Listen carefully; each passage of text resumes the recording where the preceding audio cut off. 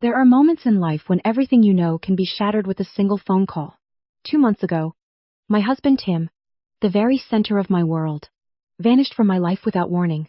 It was a senseless accident on a rainy highway, something that no one could have prevented. I wake up in the mornings without him, and go to bed at night with him still gone. It still doesn't feel real that this is my life now. People try to comfort me by saying time heals all wounds. But ever since that day, my own sense of time has completely stopped. The hole in my heart seems to grow bigger and deeper with each passing day.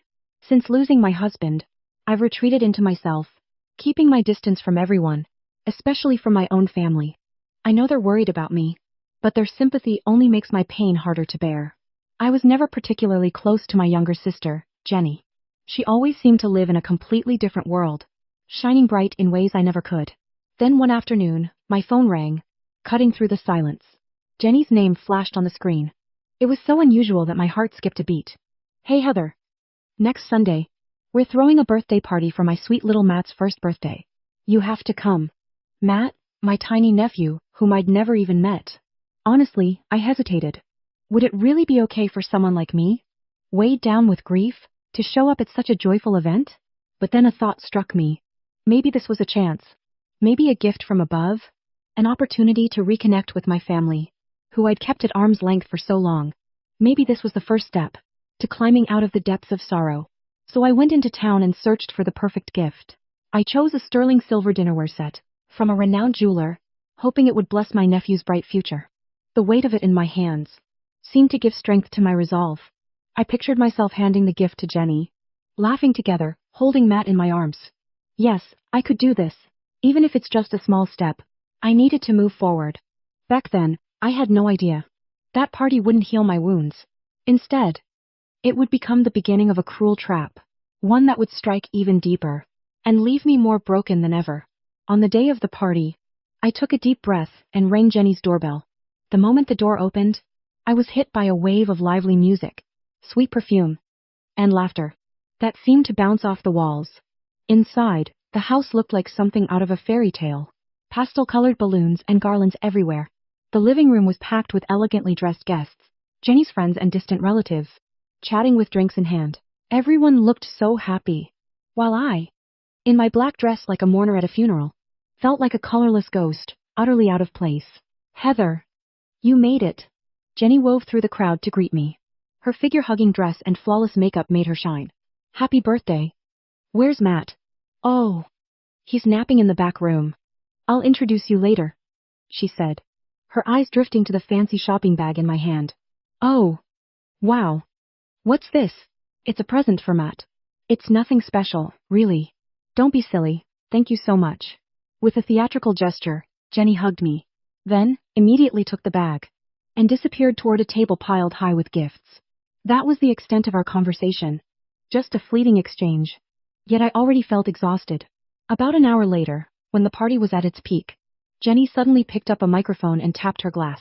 Everyone, can I have your attention for just a moment? The music stopped, and every eye in the living room turned to her. I looked up, wondering what she was about to say. I'm truly happy to be able to celebrate my son Matt's first birthday with all of you today. Thank you so much. Warm applause filled the room. Jenny smiled, pausing for effect. Then, as if dropping a bomb, spoke her next words. And on this special day, I have something very important to share with you all. She took a breath and looked straight at me. For a split second, I saw something cold flash in her eyes. Until today, I've kept this a secret. But the truth is, Matt's real father is... Someone in the room let out a sharp audible gasp. The man who died 2 months ago. My brother-in-law, Tim, Heather's husband. He's Matt's real father. Every sound in the living room vanished. It was as if time itself had frozen. All at once, everyone's gaze turned toward me, piercing me with a mixture of curiosity and confusion. What is she saying? Tim? My mind went completely blank. I couldn't process any of it. But Jenny just kept talking, her voice turning cold and sharp. Nothing like the sweet tone from earlier. As Tim's only child, Matt is rightfully entitled to his inheritance. Half of the $250,000 he left behind. And the house Heather currently lives in should actually go to this child. I could feel the world twisting around me, reality warping in slow motion. Jenny's words seeped into my heart like poison, each syllable carrying more malice than the last. Was this some sick joke? Or was I still trapped in the nightmare of losing my husband? Unable to wake up? Her words cut through the cheerful air of the party. Like shards of glass. All around, the guests whispered nervously, unsure how to react. Some looked sympathetic, but most were curious, their stares pricking my skin like needles.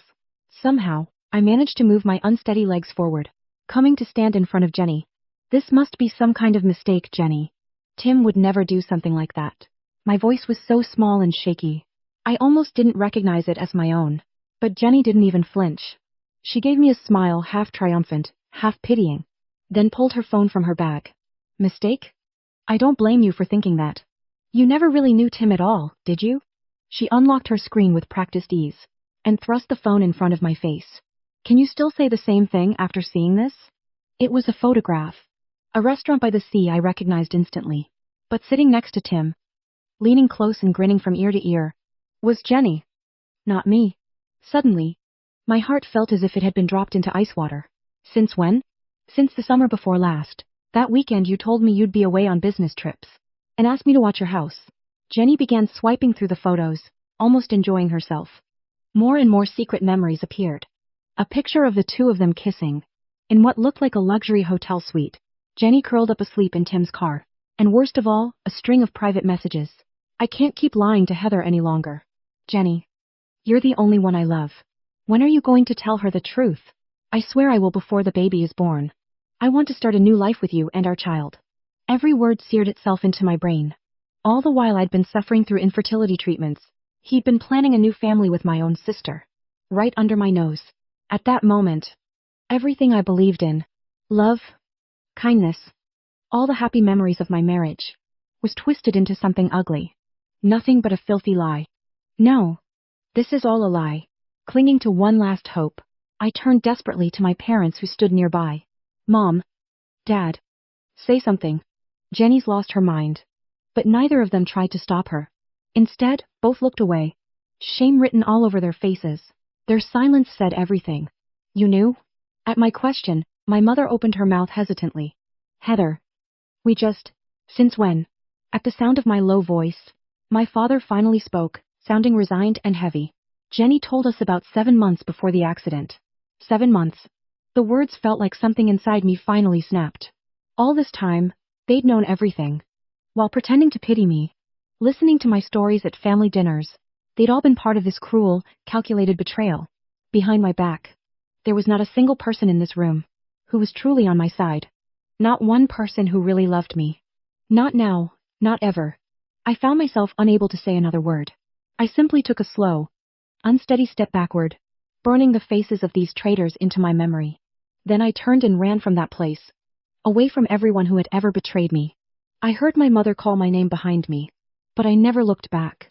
I have no memory of how I managed to get home from that hellish party. All I can recall is the way my hands shook, with anger and despair as I gripped the steering wheel.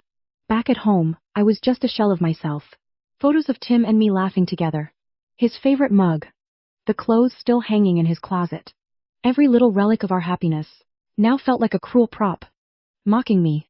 In every corner of the house, I collapsed onto the sofa and stared at the ceiling for hours. No tears came. It felt as if grief itself had been blown away, so utterly overwhelmed by the shock of betrayal. Instead, I felt something cold and hard begin to take shape deep inside me. It was anger. A few days later, just as I expected, I received a thick envelope from Jenny. It was from a lawyer. Official legal documents formally demanding a division of Tim's estate. Inside, a meticulously listed inventory of Tim's assets, spelled out in cold legal terms that Matt was entitled to half of everything. My phone rang endlessly with calls and messages from my family. My father pleading, Heather, please just let us explain. My mother trying to justify. Don't make a scene. Do it for the child. But their words meant nothing to me anymore. I blocked every single number. In my heart, I'd already cut all ties with them. There was no way I was going to give in and let them have their way with what Tim left behind. This wasn't about money anymore. This was about my dignity. I opened my contacts and searched for the name of someone I'd been introduced to by a college friend. A top attorney specializing in inheritance law. After a few rings, a calm male voice answered. Kevin Smith, Law Offices. How can I help you? With trembling lips, I began to speak. My name is Heather.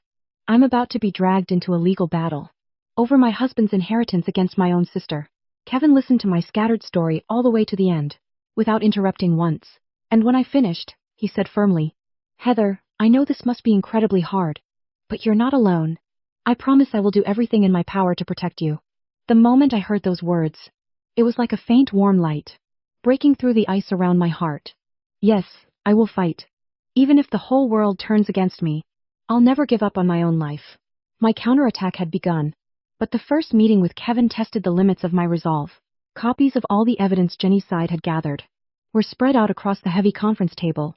To be perfectly honest, the situation does not look good, Kevin said evenly. The photos, the message logs, and most of all, the fact that your parents are backing Jenny's claim. With all this, there's a high chance the court will be sympathetic to Jenny and her son. I knew that already, but hearing it again from an expert made the truth hit even harder, weighing me down. Could I really win? Was this fight just a hopeless, desperate struggle? Doubt crept in like a black fog, slowly suffocating my confidence. That night, as I sat sunk deep into the sofa, staring at nothing, my phone buzzed softly. On the screen was my mother-in-law, Win. I told her about today's meeting. After the party, it was Win, not my own parents, who came running and wrapped me in her arms. Even when Tim was alive, she and I had been able to talk about anything as if we were real mother and daughter. But now, I was almost afraid to feel her kindness, knowing I might disappoint her. After a few rings, I steeled myself and picked up, my voice barely a whisper. Hello, Heather. It's me. Are you okay? I was worried about how your meeting went today. Her warm, caring voice on the other end was just the same as always. And in that moment, everything I'd been holding back threatened to overflow. I'm sorry. The situation, it's as bad as it gets. The lawyer says the evidence Jenny prepared is just too strong. Even my own parents are backing her lies. He says I barely have a chance of winning. I could hear Wing gasp on the other end of the line as she listened to my trembling voice. After a few seconds of silence, she spoke with a quiet, steely determination that was nothing like before. Heather, listen to me. This isn't over. Absolutely not. The force in her words left me momentarily stunned. But the evidence. If it's evidence you need, we have it too. There's one undeniable truth that can overturn all of Jenny's lies. From the ground up. She paused for a moment. It's something I promised him I would take to the grave, to protect his honor. I've kept it to myself all these years, but this isn't the time to hesitate. Tim's real honor is in protecting the happiness you shared. Heather, can we meet tomorrow? There's something I have to give you, and there's a truth I need to tell you in person.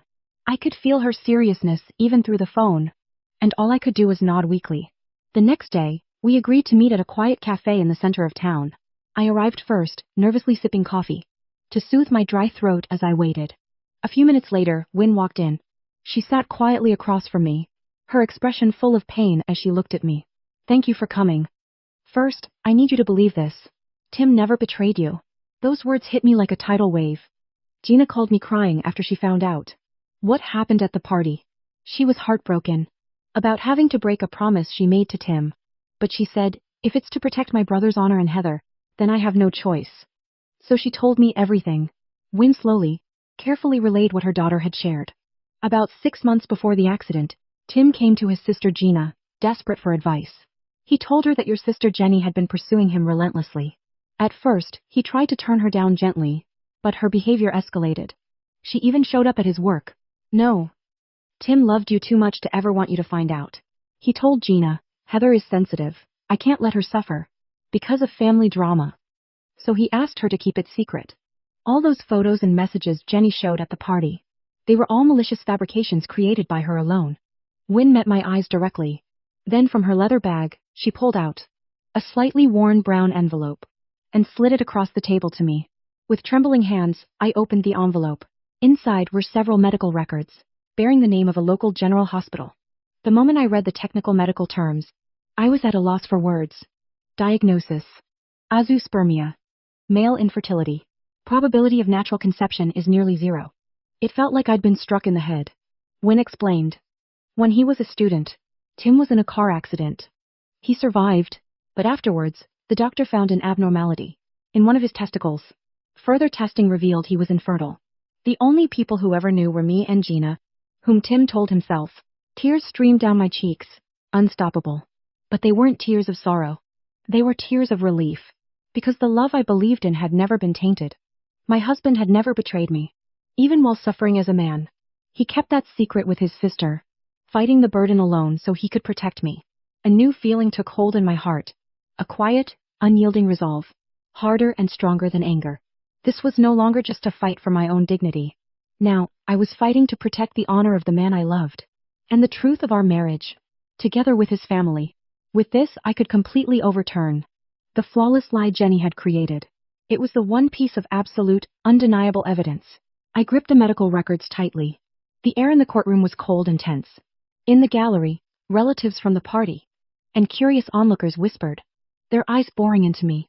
All I could do was stare straight ahead, clutching Kevin's hand tightly at my side. On the witness stand, Jenny played the tragic heroine. A plain black dress, barely any makeup. With the occasional tear and trembling voice, she told her forbidden love story with Tim, as if it were gospel truth. We truly loved each other, but we couldn't bear to hurt my sister. So we kept it secret. My parents took the stand next, perfectly backing up Jenny's lies. My mother cried as she described their struggle with the relationship.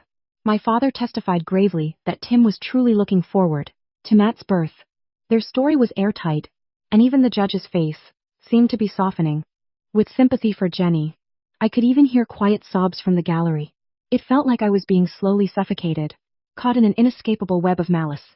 Jenny's witnesses finished, and the courtroom fell silent. Kevin stood up quietly. Your Honor, at this time the defense would like to submit a decisive piece of evidence. He handed copies of the medical records Wynne had given him to the judge and Jenny's attorney. The courtroom buzzed with whispers. As Jenny's lawyer looked over the documents, a deep frown creasing his brow. What is this? These are the test results from when the late Tim was in a car accident as a student. As clearly stated, he was incapable of fathering children. From that time onward, the entire courtroom fell dead silent. For the first time, Jenny's once confident expression froze. That's a lie. It's fake. You're just trying to steal my son's inheritance. With forged documents, Jenny shrieked. But Kevin remained calm. Is that so? Then let's settle this with the most reliable method available. He paused, then raised his voice to address the entire court. We request a DNA test to determine the biological relationship between Matt and the late Tim. In that instant, all color drained from Jenny's face. She tried to force a crooked smile. It's pointless. Tim's body was so badly damaged in the accident, he was cremated. There's no one left for comparison. No. Kevin replied gently, shaking his head. There is. He turned to the doors at the back of the courtroom. We'd like to call Wynne to the stand. Tim's biological mother. At that, the doors opened, and Wynne entered the courtroom with quiet dignity. A wave of shock swept through the gallery. Jenny and my parents stared at her in utter disbelief. Wynne walked straight to the witness stand and spoke clearly to the judge. I'll take the test. If Matt is truly my grandson, let the truth be revealed here and now. The judge looked gravely from Wynne to Jenny, who was now ghostly pale, and brought down the gavel. Request granted. A DNA test will be conducted, and court will reconvene once results are available. Jenny collapsed into her chair, like a marionette whose strings had been cut. My mother rushed to support her, but both their faces had lost all trace of confidence. Those 3 weeks waiting for the DNA results felt like an eternity. Inside, I was torn between wanting desperately to believe in the truth Wynne had given me, and the fear of what might happen if things went wrong. But unlike all the hopeless nights before, I could finally see a glimmer of dawn at the end of the nightmare. And then the day arrived. I held tightly to Wynne's hand, barely breathing, as the judge began to speak. The DNA test results were read aloud, and a hush fell over the courtroom. Based on the submitted DNA evidence, there is no genetic relationship between Matt and Wynne. Therefore, it is conclusively determined that the late Tim is not Matt's biological father. The judge's solemn voice echoed through the room. Jenny sat there shaking uncontrollably, muttering no, no over and over. My parents beside her looked as if they had turned to stone. The elaborate web of lies they'd spun together crumbled instantly before the undeniable truth of science. The court finds fully in favor of the defendant, Heather. The sound of the gavel marked the end of this long nightmare. Outside the courthouse, the cold air, I felt wonderful on my flushed cheeks. As I took a deep breath, my parents came rushing over, panic and regret written all over their faces. My mother sobbed, and my father looked more broken than I'd ever seen him. Heather, please forgive us. Jenny fooled us. Can't we try to be a family again? We're so sorry for everything. But their words left no trace on my heart. I looked them both in the eye and told them quietly but firmly, forgive you? It's far too late for that. This isn't some silly mistake you can brush off as being tricked. Even while I was suffering through infertility treatments, even while I broke down at Tim's funeral, you stood by my side pretending to be caring parents, knowing the entire truth. Your apologies aren't for me. You just want to escape your own guilt for your own sake. The family I once longed for no longer exists. Right there in front of them, I pulled out my phone and deleted their numbers, without a shred of hesitation, and I swore I would never look back again. I turned and walked away. Across the street, Wynne leaned against her car, waiting quietly for me. The moment she saw my face, she asked softly, are you okay? At that gentle question, all the tension inside me finally melted away. For the first time in months, I felt a genuine smile spread across my face. Yes, I'm okay, Wynne. Or rather, I will be from now on. As we got into the car, I finally brought up something that had been on my mind. That apartment, in the city that Tim left behind. There are too many painful memories for me there. I just can't live in it anymore. If it's not too much trouble, I'd like you to have it. Wynne's eyes widened in shock. Oh, Heather, I could never accept something like that. Please take it. You helped me get my life back. This isn't just a thank you. It's the first gift I'm giving by my own choice. To the new family I found. She was speechless, emotion glistening in her eyes. Gently, she reached out and squeezed my hand. Thank you. I've never had a daughter of my own. To think I'd finally gained such a wonderful one. Right at the very end, half a year has passed since then. I've returned to work and am pouring myself into an exciting new project. On weekends, Wynne and I meet for dinner or visit art museums together. The honest stories she shares about Tim's childhood somehow bring me peace. I've received several letters of apology from Jenny and my parents, but I throw them away without opening a single one. Sometimes I catch my reflection in the mirror, and I'm surprised by the woman I see there. She's not the person I used to be. She's no longer the broken woman crushed by grief, nor the widow trembling with rage. Life really is strange. Just when I thought I'd lost my family forever, I found a new one in the most unexpected way. This wasn't the life I had planned. But maybe, just maybe, this is exactly where I was always meant to be. Thank you for listening to today's story. Don't forget to like, share, and subscribe to support the channel. See you in the next story.